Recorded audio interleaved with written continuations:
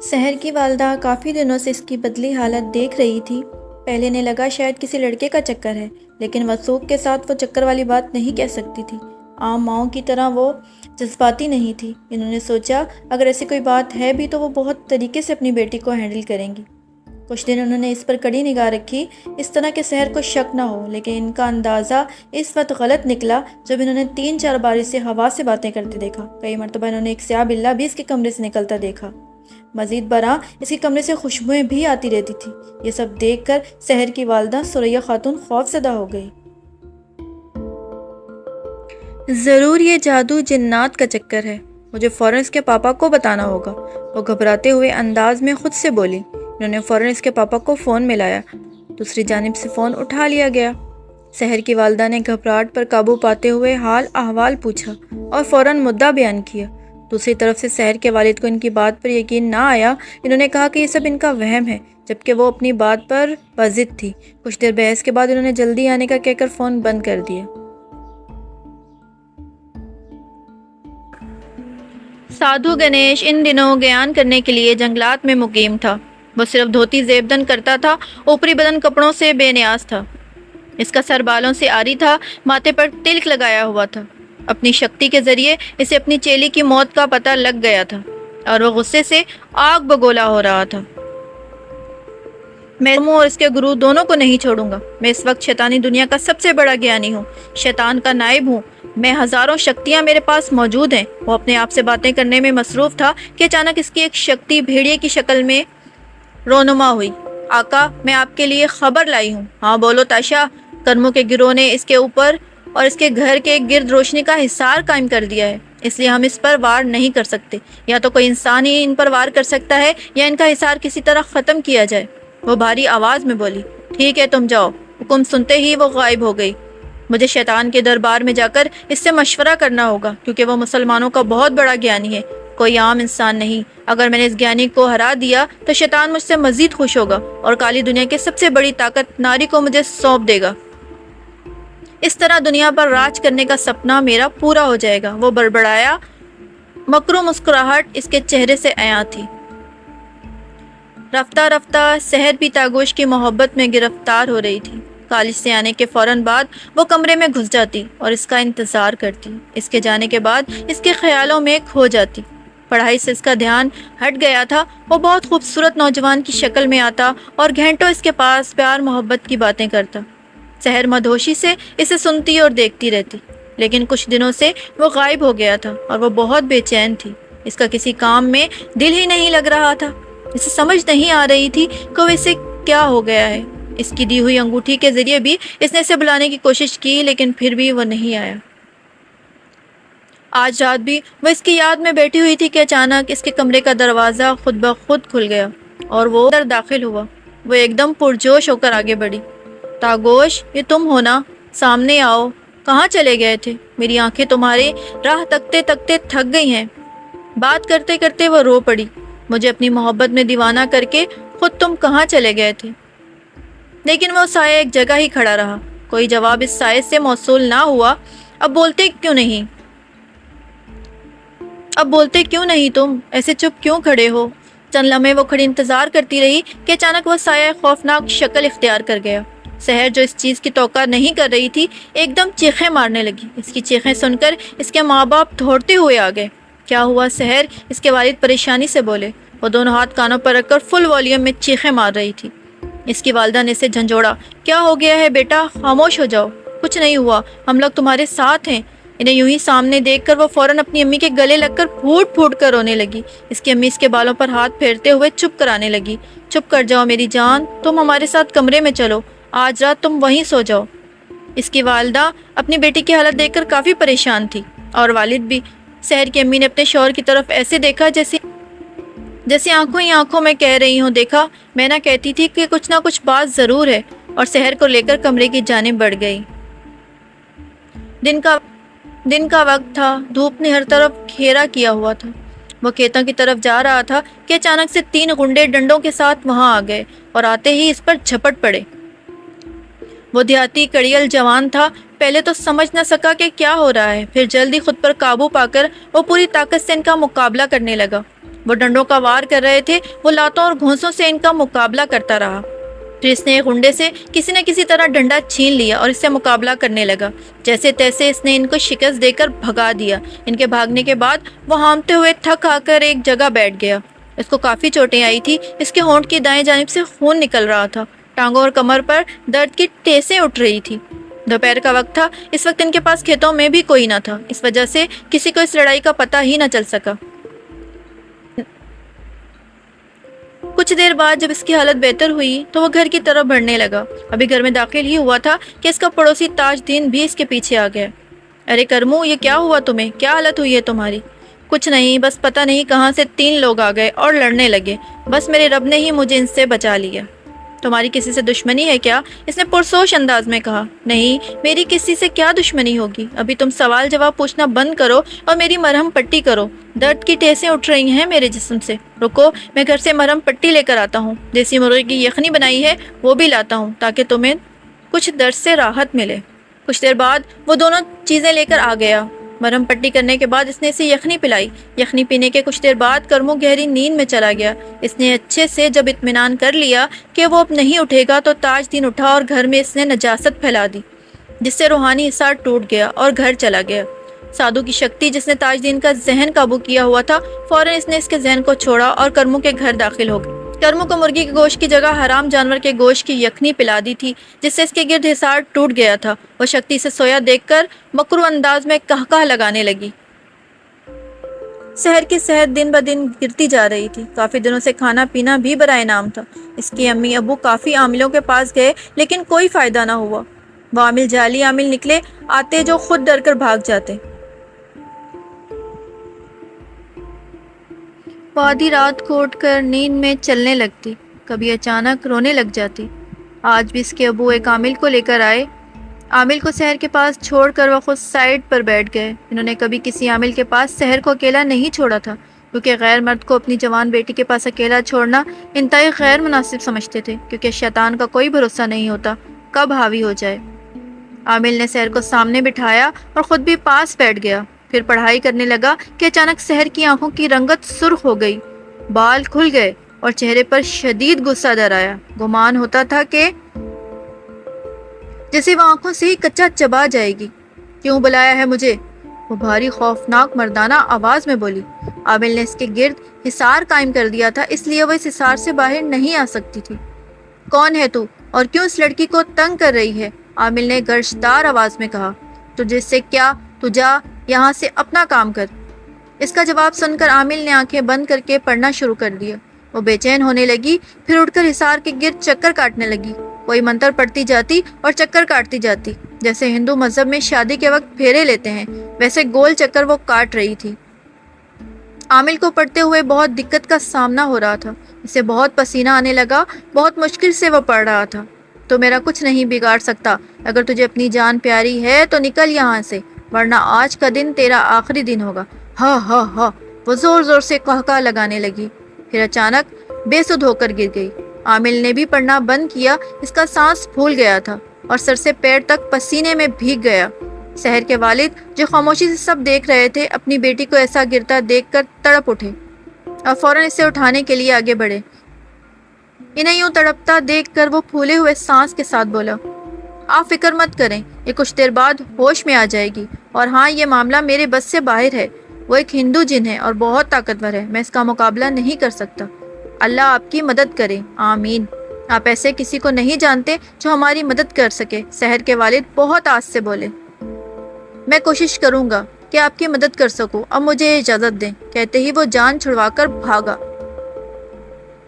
کرموں کو سادھو کی شکتی اس کے گھر سے اٹھا کر ان کے پاس لے آئی۔ اسے جب ہوش آیا تو خود کو ایک انجان جگہ دیکھ کر حیران رہ گیا۔ اس نے ذہن پر بہت زور دیا کہ وہ یہاں کیسے آیا، لیکن اسے بالکل یاد نہیں آ رہا تھا۔ اسے اتنا یاد تھا کہ غنڈوں کی لڑائی کے بعد وہ گھر گیا تھا، اس کے پڑوسی نے اسے یخنی دی تھی، اس کے بعد کیا ہوا اسے کچھ نہیں پتا۔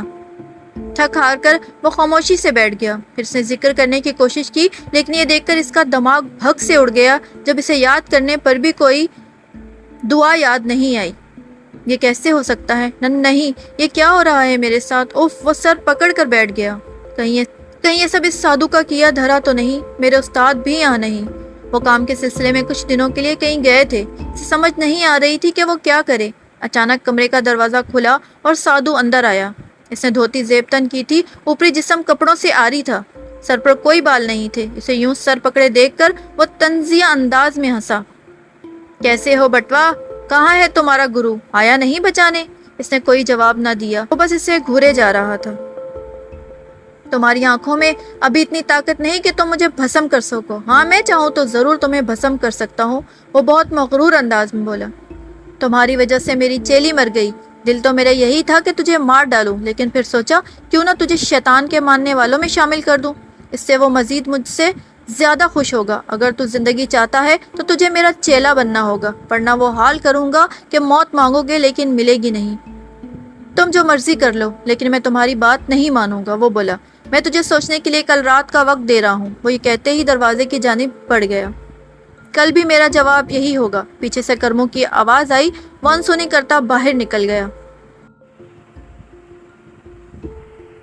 کرمو کو وہاں آئے کافی دن ہو چکے تھے۔ سادھو روز اسے کسی نہ کسی چیز کا لالچ دیتا، کبھی مال و دولت کا، لیکن کرمو کی ہاں نہ میں نہ بدلی۔ آج پھر سادھو نے اسے بے شمار لالچ دیے، لیکن وہ نہیں مان رہا تھا۔ آخر تنگ آ کر وہ غصے سے بولا، ٹھیک ہے تو ایسے نہیں مانے گا، تجھے میں ایسی سزا دوں گا کہ تم موت مانگے گا لیکن آسانی سے نہیں ملے گی۔ اس نے اسے گندگی کے ڈھیر میں پھینک دیا، جہاں جگہ جگہ انسانی گندگی کے ڈھیر کے ساتھ ساتھ خون اور گوشت کی بدبو بھی شامل تھی، جا بجا ہڈیاں بھی بکھری تھی۔ اس کا دل خراب ہونے لگا، بدبو نے اس کا برا حال کر دیا۔ کچھ دیر تک ناک پر ہاتھ رکھا، لیکن پھر سانس لینا محال ہو گیا۔ پھر اسے الٹیاں آنے لگی، کہہ کر کر کے معدہ بھی خالی ہو گیا اور وہ نڈال ہو کر ایک سائڈ پر بیٹھ گیا۔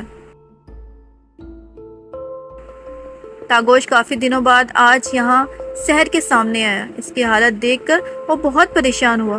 سحر، کیا ہوا تمہیں؟ یہ تم نے کیا حالت بنا رکھی ہے؟ تم چلے جاؤ یہاں سے، تم دھوکے باز ہو، فراڈ ہو، میرے ساتھ آنکھ مچولی کا کھیل کھیل رکھا ہے۔ پہلے مجھ سے محبت کے دعوے کرتے تھے، کچھ دنوں سے سامنے نہیں آئے، لیکن اب تم کبھی سائے کی شکل میں ڈراتے ہو، کبھی میرے اندر گھس جاتے ہو۔ میرے ماں باپ میری یہ حالت دیکھ دیکھ کر زندہ درگور ہو رہے ہیں۔ کوئی عامل نہیں چھوڑا انہوں نے، کوئی جگہ نہیں چھوڑی جہاں سے میرا علاج نہ کروایا ہو۔ وہ روتے ہوئے بول رہی تھی۔ میں تمہارے آگے ہاتھ جوڑتی ہوں، میرا پیچھا چھوڑ دو۔ وہ روتے بھلکتے اس کے سامنے ہاتھ جوڑ رہی تھی، پھر گھٹنوں کے بل بیٹھ کر ہاتھوں میں منہ چھپا کر وہ پھوٹ پھوٹ کر رونے لگی۔ یہ تم کیا کہہ رہی ہو؟ میں تو آیا ہی نہیں، بلکہ مجھے تو کسی عامل نے قید کر لیا تھا۔ میں تو بہت مشکل سے اس کی قید سے رہا ہو کر آیا ہوں۔ میرا یقین کرو، میں کیسے تمہیں تکلیف دے سکتا ہوں؟ میں تو تم سے سچی محبت کرتا ہوں، تمہارے لیے خود کو قربان کر سکتا ہوں۔ تم بس اتنا کرو کہ میری جان چھوڑ دو، مجھے اور کچھ نہیں چاہیے، وہ آنسو پوंچھتے بولی۔ میں تمہیں نہیں چھوڑ سکتا، اور جو کچھ تمہارے ساتھ ہو رہا ہے میں اس کا پتہ لگا کر رہوں گا۔ میں اب تب ہی آؤں گا جب سچائی کا مجھے علم ہو جائے گا۔ پیر کرم دین کے پاس آج ایک آدمی اپنی اولاد کے سلسلے میں بات کرنے آیا تھا۔ کیا بتاؤں پیر صاحب، میرا بچہ دن بدن ہاتھوں سے نکلتا جا رہا ہے، بہت نافرمان ہے، نہ نماز پڑھتا ہے نہ قرآن، کچھ کہوں تو آگے سے بدتمیزی کرتا ہے۔ وہ بہت پشیمان تھا۔ اس کی بات سن کے وہ گویا ہوئے۔ در حقیقت جب بچہ پیدا ہوتا ہے تو اسی وقت سے اس کی تربیت کا وقت شروع ہو جاتا ہے، حتیٰ کہ ماں باپ کو خود کی بھی تربیت کرنی شروع کر دینی چاہیے، کیونکہ بچے ہمیشہ وہ کام کرتے ہیں جو ماں باپ کو کرتا دیکھیں۔ اگر ماں باپ یہ چاہتے ہیں اولاد نماز اور قرآن پڑھے تو پہلے خود انہیں پڑھ کر دکھانی ہوگی۔ بچے گالی گلوچ مت کریں تو ماں باپ خود بھی اس سے اعتراض کریں۔ اور سب سے اہم بات، رزق حلال ہے، حرام کی کمائی سے بچے بھی حرام کاموں کی طرف متوجہ ہوتے ہیں، شراب، جوا اور زنا جیسی بیماریوں میں مبتلا ہو جاتے ہیں۔ اس کے علاوہ ایسی کمائی میں برکت نہیں ہوتی تو پیسہ ٹکتا بھی نہیں، کسی بیماری یا نقصان کی صورت میں نکل جاتا ہے، نہ اس کی کمائی کا صدقہ خیرات قبول ہوتا ہے اور نہ ہی برکت ہوتی ہے۔ تو بچوں کو شروع سے ہی ان چیزوں کی جانب متوجہ کریں اور دھیان رکھیں کہ بچے کیسی صحبت میں بیٹھتے ہیں۔ باقی اس پر سختی نہیں کرنی، اس کا فائدہ نہیں ہوگا، الٹا وہ باغی ہو جائے گا۔ آپ ویسا رویہ اختیار رکھیں جیسے میں رکھنے کو کہوں گا۔ پانی دم کر کے دیتا ہوں وہ اسے پلائیں، اور ہفتے میں ایک بار اسے میرے پاس لانا شروع کریں۔ انشاءاللہ اللہ بہتر کرے گا۔ کئی دنوں تک کرموں کو کھانا بھی نہ دیا گیا۔ بھوک کی وجہ سے اسے کمزوری ہونی شروع ہو گئی۔ آج کافی دنوں بعد اسے کھانا ملا تو حالت قدرے بہتر ہوئی۔ سادھو اسے ہر صورت زندہ رکھ کر اسے اپنے تابع کرنا چاہتا تھا، ہر طرح کے اوچھے ہتھ کنڈے اختیار کر رہا تھا، لیکن سجو کا فیصلہ وہی تھا۔ ذہن پر زور دینے کے باوجود اسے اللہ کا کلام یاد نہیں آ رہا تھا۔ آج اس نے اسے جنگل میں موجود درخت کے ساتھ باندھ دیا۔ رسیاں اس قدر مضبوطی کے ساتھ بندھی تھی کہ وہ ہل بھی نہیں سکتا تھا۔ رسیاں اس کے جسم کے اندر دھنس رہی تھی۔ پوری رات وہ جنگل میں بندھا رہا۔ ساری رات مختلف جانوروں کی آوازوں نے ماحول کو مزید خوفناک کر دیا تھا۔ اس کا پورا جسم اکڑ چکا تھا اور وہ کافی درد میں مبتلا ہو گیا۔ وہ غنودگی میں تھا کہ اچانک اسے لگا کسی نے اس کی رسیاں کھولی ہیں۔ رسیاں کھولتے ہی وہ نیچے گر کر بے ہوش ہو گیا۔ آنکھ کھلی تو وہ اپنے گھر میں موجود تھا۔ سامنے شہنشاہ جنات نظر آیا۔ اسے آنکھیں کھولتے دیکھا تو وہ فوراً بولا، مجھے معاف کر دو، میں جلد تمہاری مدد کے لیے نہیں آ سکا۔ مجھے شاہ صاحب نے تمہارے خیال رکھنے کو کہا تھا، لیکن میں بر وقت مدد نہیں کر سکا۔ کوئی بات نہیں، جو آزمائش ہماری قسمت میں لکھی ہوتی ہے وہ تو کاٹنی ہی ہے، وہ تھکے تھکے انداز میں بولا۔ میں نے تمہارے پورے جسم پر لیپ لگا دیا ہے، انشاءاللہ جلدی تم ٹھیک ہو جاؤ گے۔ اب میں چلتا ہوں، مدد کی ضرورت ہو تو بلا لینا۔ اتنا کہہ کر وہ غائب ہو گیا۔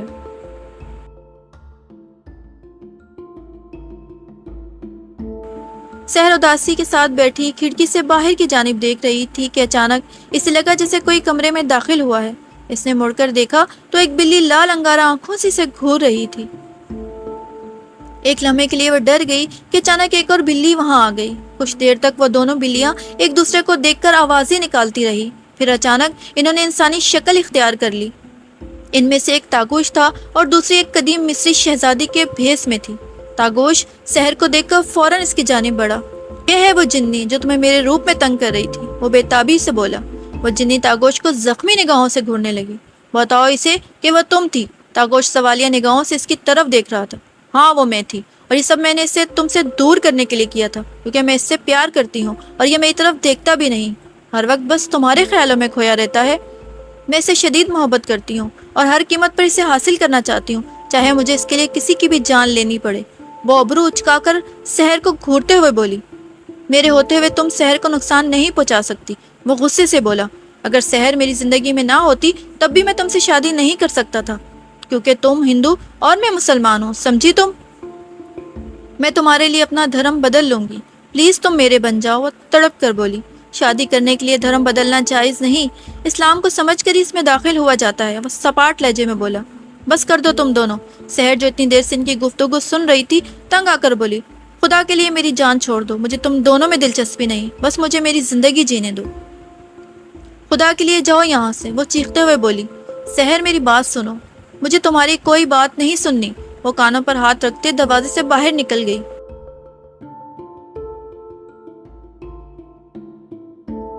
پیر سید حسین شاہ واپس آ چکے تھے اور انہیں گیانی کی کارستانی کا بھی پتہ چلا تھا۔ وہ کافی جلال میں تھے۔ آج میں اس گیانی کو نہیں چھوڑوں گا، وہ جلالی انداز میں بولے۔ وہ گیانی آج خود یہاں آئے گا، یہ کہہ کر وہ اپنے کمرے میں چلے گئے۔ انہیں کچھ دیر ہی ہوئی تھی کہ اچانک کرموں کو باہر شور سنائی دیا۔ وہ باہر نکلنے ہی لگا تھا کہ شاہ صاحب کمرے سے باہر آ گئے۔ تم میرے ساتھ چلو۔ وہ گھر سے باہر نکلے۔ ان کا گھر سنسان جگہ پر تھا، ارد گرد کافی خالی جگہ تھی۔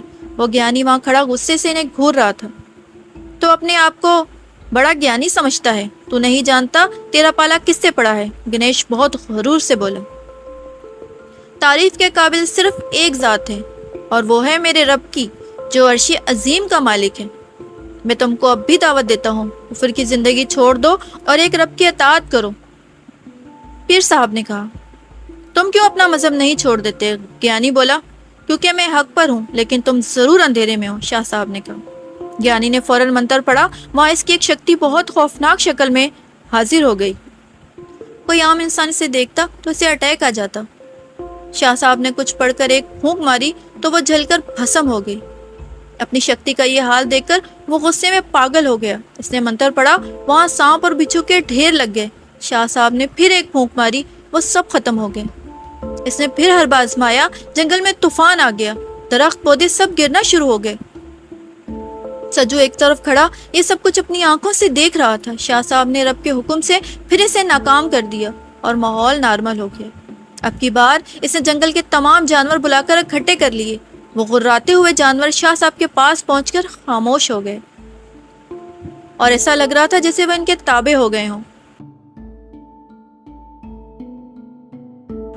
گیانی حیران و پریشان رہ گیا۔ میں نے اتنی محنت کی ہے، پھر کہیں جا کر یہ سب حاصل کیا ہے۔ یہ سب کیسے کیا تم نے؟ میری برسوں کی ریاضت کیا بیکار تھی؟ تم نے پل بھر میں سب ختم کر دیے۔ وہ حیرانگی سے بول رہا تھا۔ پھر کچھ دیر خاموش کھڑا رہنے کے بعد وہ اچانک سے بولا، مجھے معاف کر دو۔ وہ شاہ صاحب کے قدموں میں لیٹ گیا۔ مجھے اپنا چیلا بنا لو، مجھے بھی اپنے دھرم میں شامل کر لو۔ وہ ان کے پیر پکڑے بولا۔ انہوں نے اسے اپنے قدموں سے اٹھایا اور بولے، کیوں نہیں، مجھے بہت خوشی ہوگی اگر ایک انسان میری وجہ سے کفر کو چھوڑ کر ایمان لے آئے۔ اس سے بڑی نعمت اور کیا ہوگی میرے لیے۔ وہ بہت عاجزی سے گویا ہوئے۔